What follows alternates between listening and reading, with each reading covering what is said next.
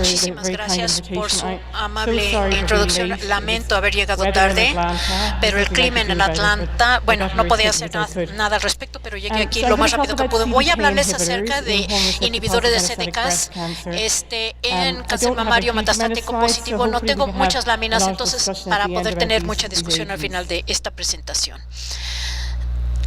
Entonces, este es el paisaje que ha cambiado para el cáncer de mama metastásico R positivo, y lo que tenamos hasta el 2012 era solamente terapia adyuvante.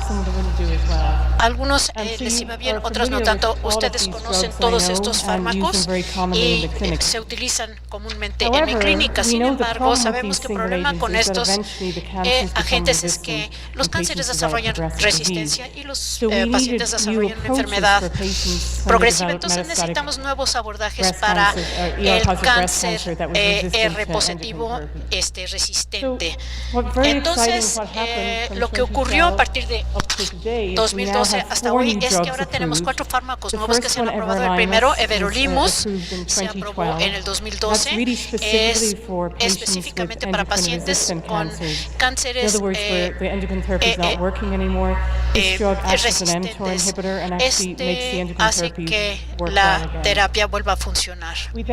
Luego obtuve mención de palbociclib inicialmente, y luego más recientemente ribociclib y abemaciclib. Y como ustedes saben, estos 3 fármacos están aprobados para pacientes como primera línea y también como tratamiento de segunda línea. Entonces, aquí tenemos los 3 fármacos que aparecen aquí. Entonces, palbociclib y ribociclib se administran 3 semanas y luego una de descanso. La razón es porque la toxicidad puede provocar neutropenia con estos fármacos, entonces necesitamos una semana de descanso para que el paciente se pueda recobrar. Entonces, hay un estudio, pero ahorita, para ver otro tipo de esquema, pero ahorita es 3 semanas y una de descanso. Abemaciclib fue el tercer fármaco aprobado. Es un poquito diferente porque se administra de manera continuamente 2 veces al día. Entonces, tanto el palbociclib como el ribociclib se administran 1 vez al día. La razón por la que abemaciclib se puede administrar de forma continua, les voy a provoca mucha diarrea, no tanto neutropenia, y ese es el problema para los pacientes con este fármaco.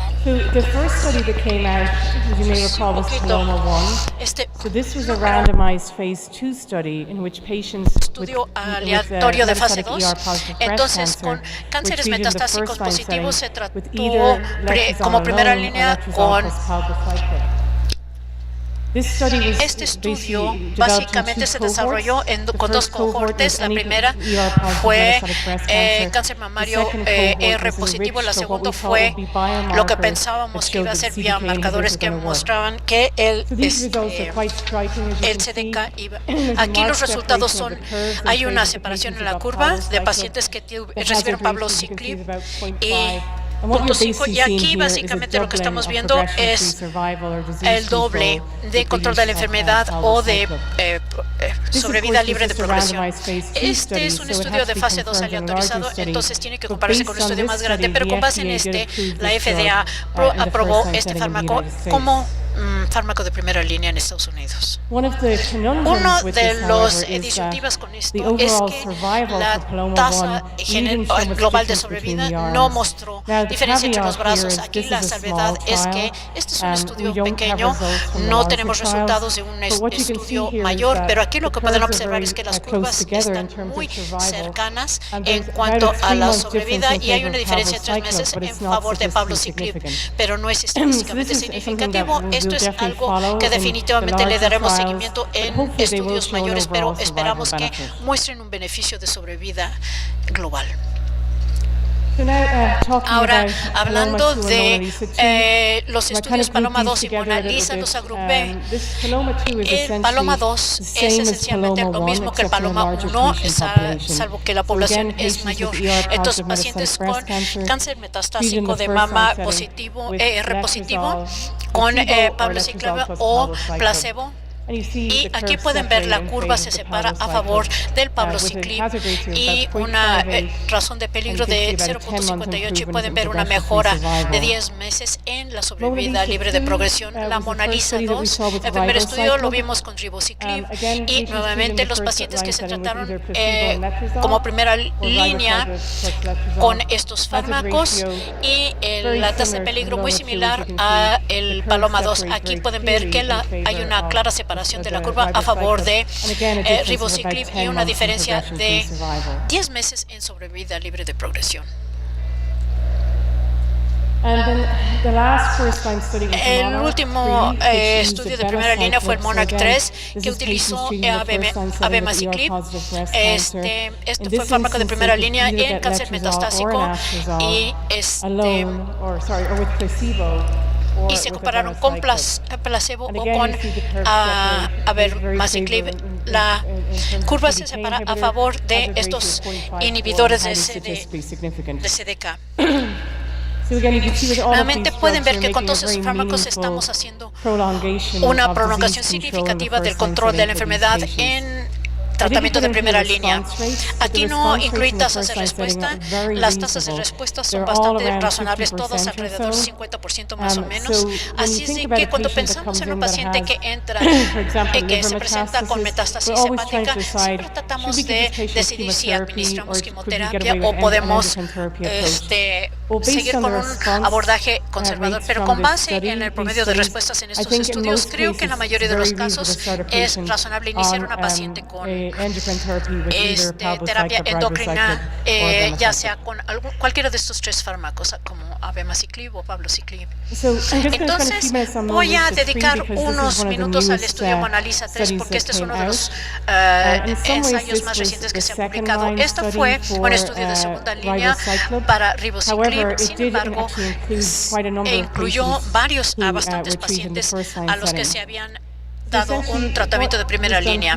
Aquí lo que se hizo nuevamente, mujeres posmenopáusicas con cáncer mamario, AR positivo y HER2, habían tenido un tratamiento previo de primera o segunda línea de tratamiento endocrino. 726 pacientes aleatorizados 2-1 con ribociclib o fulvestrant o placebo y fulvestrant, y por supuesto se administra a 5 miligramos. Una de las cosas importantes del Mona Lisa 3 es que es el único estudio que ha estudiado fulvestrant como el tratamiento de primera línea. La razón por la que es importante es porque en pacientes que han recibido otro tipo de inhibidores para cuando desarrollan enfermedad metastásica, a lo mejor tienen mutaciones RS1, y lo que sabemos en los pacientes que esos inhibidores no funcionan, pero el fulvestrant sí.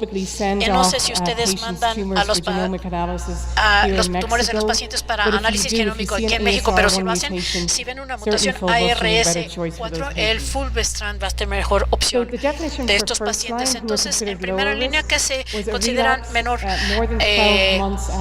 riesgo, la recidiva más de 12 meses después de la terapia, o también incluyeron a los que no habían tenido terapia anteriormente. En segunda línea eran pacientes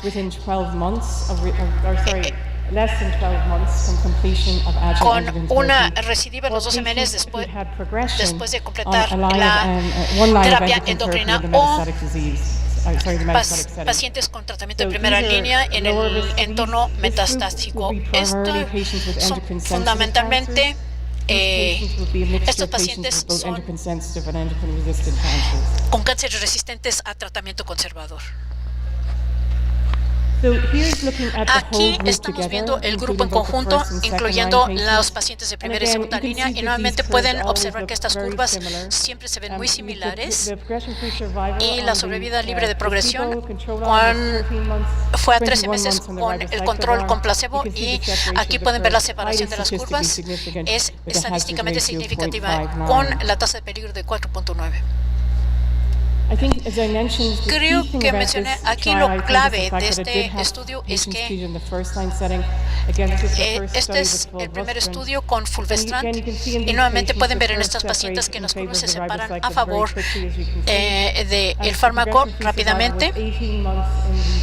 18 meses de sobrevida libre de progresión en el brazo de control, 5.8, muy en consonancia con lo que hemos visto antes. Entonces, creo que un área en donde el ribociclib tiene más información que los otros fármacos y radica en pacientes que han tenido terapia con inhibidores de la aromatasa o cualquier paciente a la que quieran administrar fulvestrant como tratamiento de primera línea. Entonces, esta lámina básicamente muestra un panorama del estudio de primera línea y ya hemos revisado estas cifras, pero quiero nada más mostrarles. Aquí pueden ver las tasas de peligro son diferentes. Entonces, no importa si es de primera línea o incluyen a pacientes de segunda línea, estas cifras se ven muy similares, como lo pueden observar. Y estos fármacos tienen diferentes perfiles de toxicidad que comentaremos, pero cuando menos desde el punto de vista de eficacia en el entorno de primera línea son bastante equivalentes. Uno de los problemas con los inhibidores de CDK es que actualmente no tenemos un biomarcador que indique qué pacientes se van a beneficiar más, y se ha hecho mucho trabajo tanto siguiendo criterios clínicos. Entonces, por ejemplo, si los pacientes tienen un intervalo libre de recidiva desde el momento de la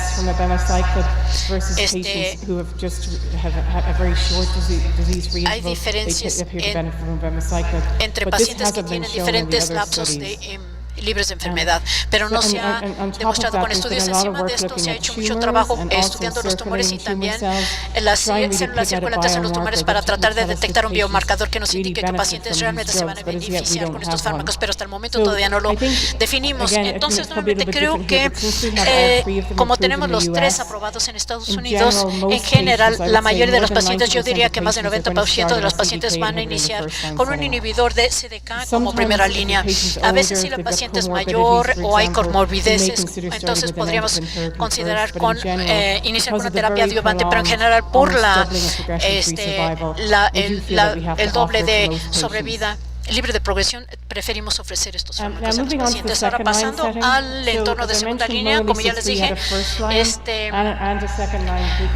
se agrega una segunda línea de pacientes. Estos son los pacientes que requieren han pasado por una terapia neoadyuvante durante 2 meses o han tenido progresión.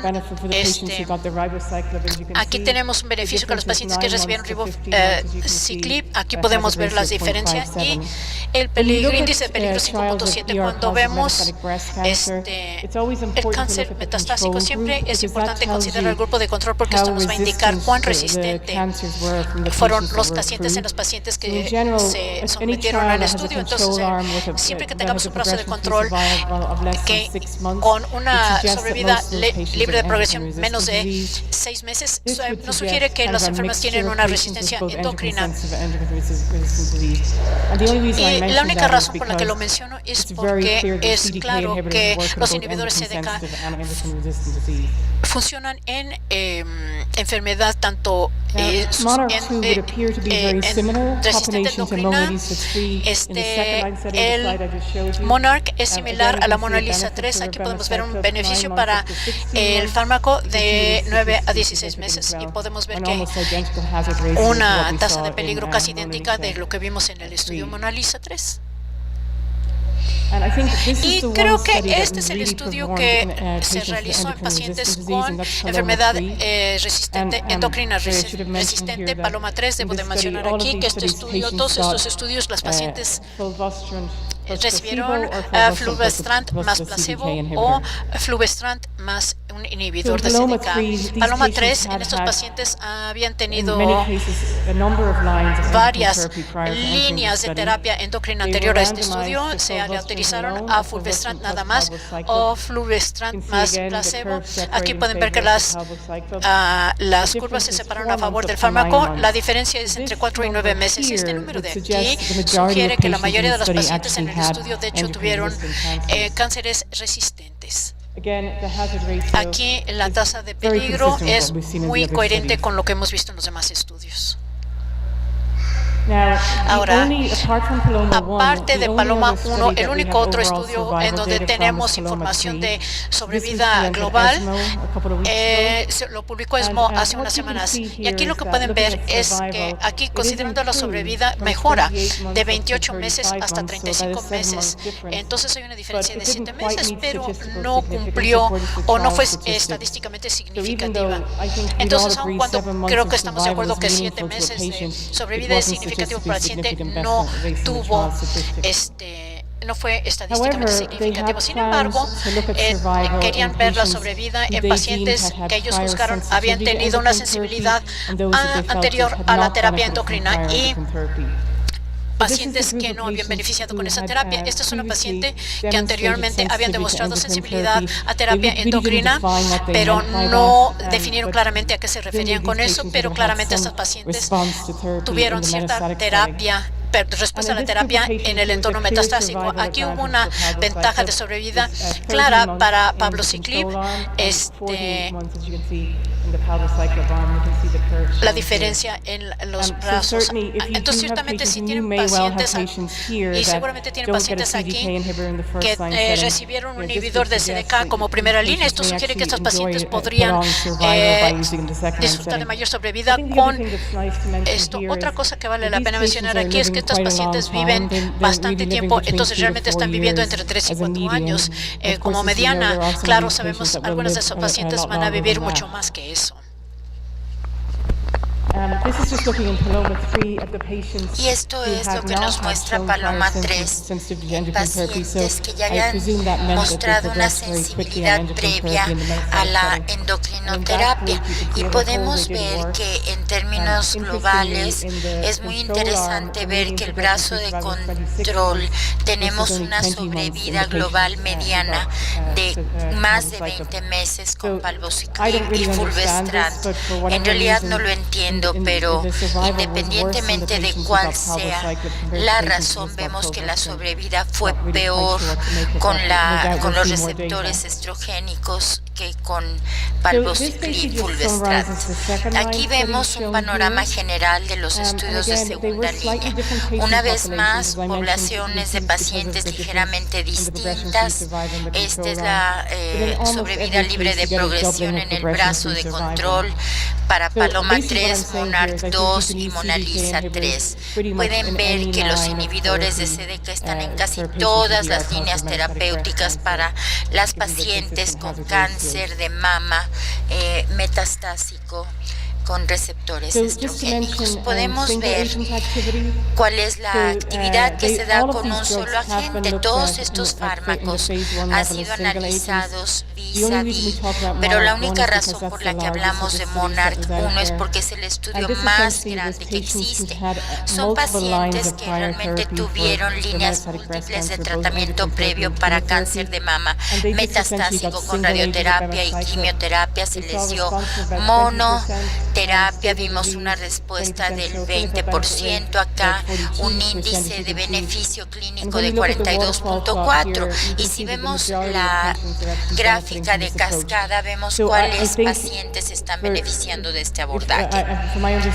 Y según entiendo, no tienen ustedes todos los inhibidores CDK disponibles en México, pero si tienen una paciente que ya ha tenido terapia endocrina, podrían considerar un inhibidor CDK como monoterapia para estas pacientes, sobre todo si ya han pasado por este tratamiento anteriormente. Y bueno, más adelante vamos a hablar de qué vamos a hacer si una paciente ya ha recibido inhibidor CDK que no le funcionó. Sé que ha habido casos así, que ya habían tomado tetraciclib o palbociclib, pero no hay datos que apoyen el uso de estos medicamentos de manera esencial. Otro estudio muy importante fue el que se hizo con ribociclib en pacientes premenopáusicas. Tenemos algunas que son positivas, y con cáncer metastásico. Entonces aquí se compara TAM versus LHRH y se publica en el año de 2000. ¿Qué hicieron aquí? Tomaron pacientes premenopáusicas con cáncer de mama con receptores inhibidor estrogénico. Este es el tratamiento tamoxifeno o una combinación de LHRH y tamoxifeno. Esta es la línea de la sobrevida y podemos ver que las pacientes que tenían el agonista de LHRH y tamoxifeno mejoraron su sobrevida global en comparación con las que solo recibieron uno o el otro medicamento como monoterapia. El estándar de atención es que para una paciente premenopáusica con cáncer de mama metastásico puede utilizar un agonista de LHRH o hacer una oophorectomía radical. Entonces, si tenemos pacientes muy jóvenes, a veces es difícil decidir. Checar los niveles estrogénicos me parece un buen consejo, y también administrar los fármacos cada 4 semanas, porque cada 12 semanas sería demasiado tiempo entre una administración y la otra. Con un agonista de LHRH se puede seguir hasta que llegan a la menopausia y mientras tanto hacer una oophorectomía. Entonces, a partir de este estudio empezamos a utilizar supresión ovárica con tamoxifeno o utilizando también inhibidores de aromatasa en estas pacientes. Y me parece que fue agradable ver lo que pasó en este estudio. Me parece que se trata de una población que ha estado bien representada en los estudios. Con Mona Lisa 7 se estudia más que nada a pacientes pre y perimenopáusicas con ribociclib y tamoxifeno. Podemos ver aquí que en las mujeres pre y perimenopáusicas con HR positivo y HER2 negativo, sin terapia endocrina previa, se podía utilizar la primera línea de quimioterapia para una enfermedad en etapa avanzada. 672 pacientes aleatorizadas para recibir placebo o ribociclib. Todas reciben también tamoxifeno o algún inhibidor de la aromatasa no estrogénico. Tenemos aquí las cifras 335 y 337, y también se les aleatoriza a recibir placebo y ribociclib, además de gorecelin.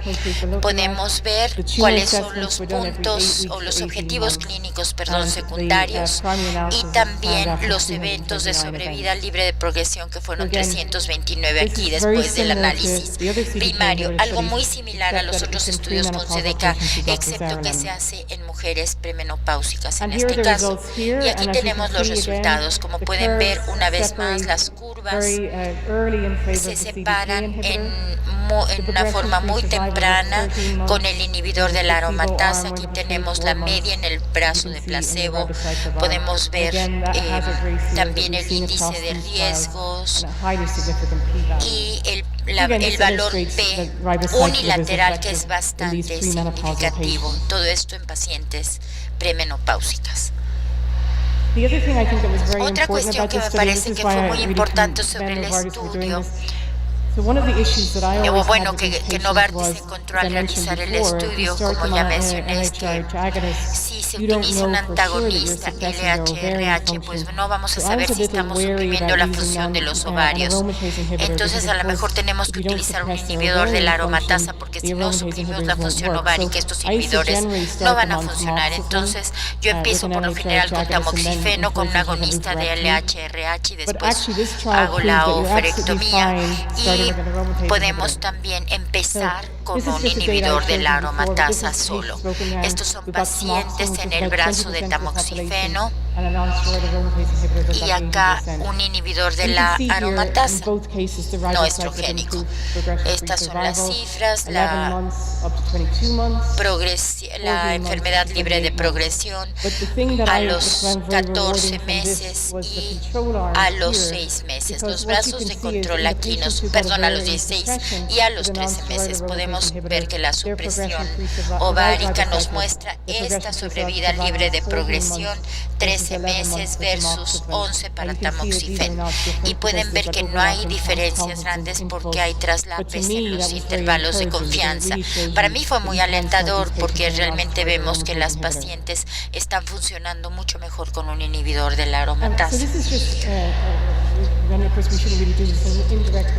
Bueno, no deberíamos hacer quizá comparaciones indirectas, pero quiero mostrarles algunas diferencias entre los distintos fármacos, palbociclib, ribociclib y abemaciclib. Vemos el esquema de dosificación 3 y 1, 3 se dan después 1 no, o una administración continua, la dosificación una vez al día o 2 veces al día. El evento adverso más común es neutropenia y con abemaciclib también neutropenia y diarrea. Aquí vemos la actividad de un solo agente demostrado. Son datos para pequeños números o bajos números de pacientes y por supuesto, como ya mencioné, esta sería la primera línea y esta la segunda línea. Y hablando ahora de la toxicidad de estos fármacos, podemos ver que en Paloma 2 se encuentran eventos adversos seleccionados con todos estos que aparecen en la lista. Esto es placebo, letrozol o palbociclib, letrozol. Neutropenia es el problema más grave. El 80% de las pacientes tiene un cierto grado o desarrolla un cierto grado de neutropenia, grado 3-4, pueden ver 66.5%. Pero además de esto, el fármaco es bien tolerado, hay cierta fatiga, algo de alopecia, pero pueden ver la toxicidad de grado 3, grado 4, además de la neutropenia en los otros casos es muy baja. Podríamos también encontrar estos efectos con la quimioterapia. Me parece que lo que encontramos es muy leve y la neutropenia febril tiene un índice muy bajo. Entonces, con palbociclib hay que checar el CDC al segundo día y después de los siguientes cursos o siguientes dosis hay que volverlo a checar. No sé por qué estábamos revisando al día 15, ¿no? Porque el día 1 es muy importante, porque entonces vamos a ver si tenemos que reducir o no la dosis de este fármaco. En realidad no se trata de un problema muy serio y me parece que quienes presentan fiebre pues hay que revisar qué es lo que está pasando. Cuando salió palbociclib hubo una discusión un tanto atípica que fue la de si habría infecciones, pero yo les diría que en términos generales se tolera bastante bien. Aquí vemos el monitoreo de la cuenta o la química sanguínea, la cuenta de células de sangre, la recomendación del monitoreo y cómo se da. Esto es con palbociclib, esto es con ribociclib, antes del tratamiento, después cada 2 semanas con los 2 ciclos y al principio de cada uno de los 4 ciclos subsecuentes, todo como se indica de manera clínica. Con abemaciclib no hay diferencias muy importantes, solo que provoca menos neutropenia. Entonces vemos baja incidencia de neutropenia febril y parece que el mecanismo de la neutropenia es un poco distinto de lo que vemos con la quimioterapia. Por supuesto que va a haber menos neutropenia febril con estos fármacos. A pesar de lo que se haya dicho, vemos que siempre va a ser reversible y va a solucionarse cuando se interrumpa el medicamento.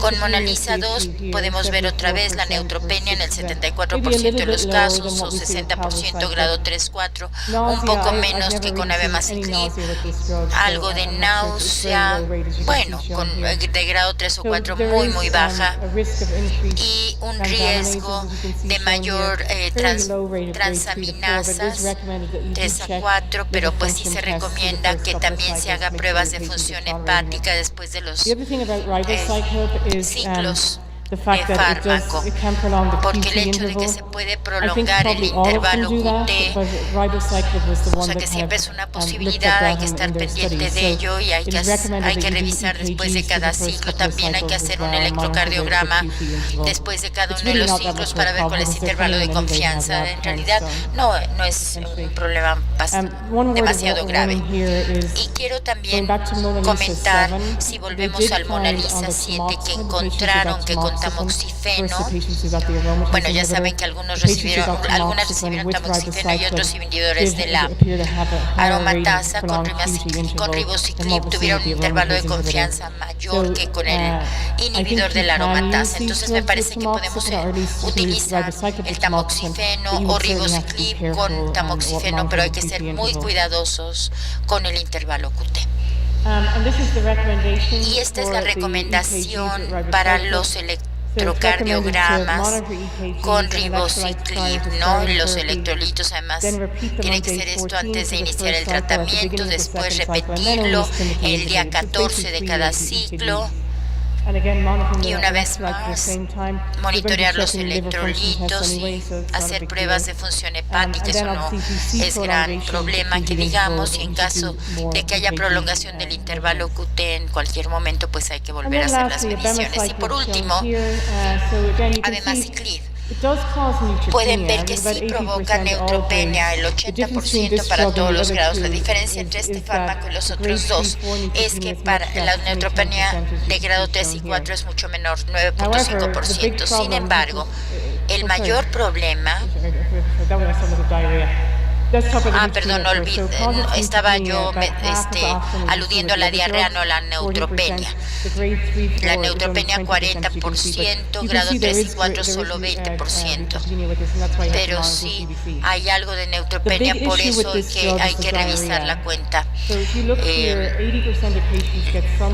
de células sanguíneas. Y aquí podemos ver, hay que hacer una biometría hemática. Aquí podemos ver que la diarrea de grado 3 es realmente muy seria, muy grave. ¿Qué hacer en este caso?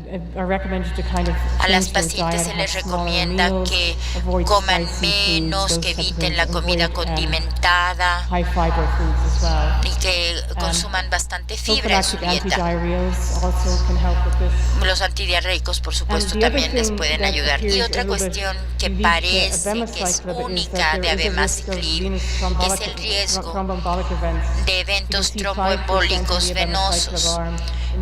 Esto lo encontramos en el brazo de abemaciclib versus 0.6% en el brazo del placebo, o sea, 4.9 versus 0.6. O sea, este fármaco definitivamente es distinto, menos neutropenia, pero muchísima diarrea.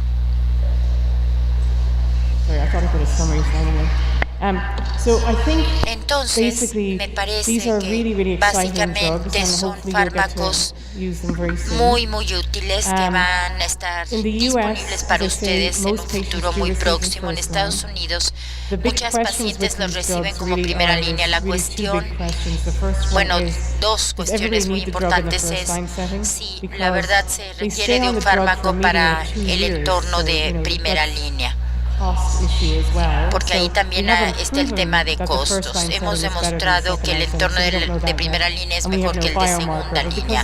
No contamos con ningún biomarcador y como los resultados son tan impresionantes, me parece que muchos van a utilizarlos para el como primera y segunda línea. La segunda pregunta, ¿qué pasa si hay progresión a pesar de utilizar estos fármacos?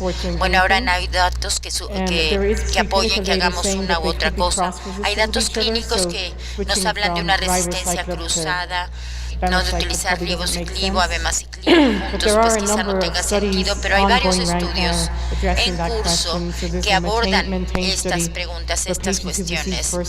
¿Qué pasa si utilizan inhibidores de CDK en primera línea y que después se aleatorizan a abemaciclib o a ribociclib? Hay otro estudio que nos habla de palbociclib o de fulvestrant, pero también hay que incluir un inhibidor de los puntos de regulación en esos casos. Y hay otro estudio que habla de inhibir la vía de los inhibidores de la aromatasa con receptores estrogénicos o los CDK y fulvestrant en pacientes que ya recibieron inhibidores de CDK. Entonces, las preguntas son esenciales y me parece que el acostumbrarse a usar estos fármacos es lo que nos va a costar trabajo, pero verán que son mucho menos tóxicas Si les preocupa a su paciente, si piensan en darle quimioterapia, la tasa de respuesta con estos fármacos va a ser impresionante. No hay quienes realmente se libran de la quimioterapia en el entorno de primera línea. Con esto concluyo mi presentación. Si tienen alguna pregunta o quieren comentarme de algún caso en especial, con gusto lo hacemos.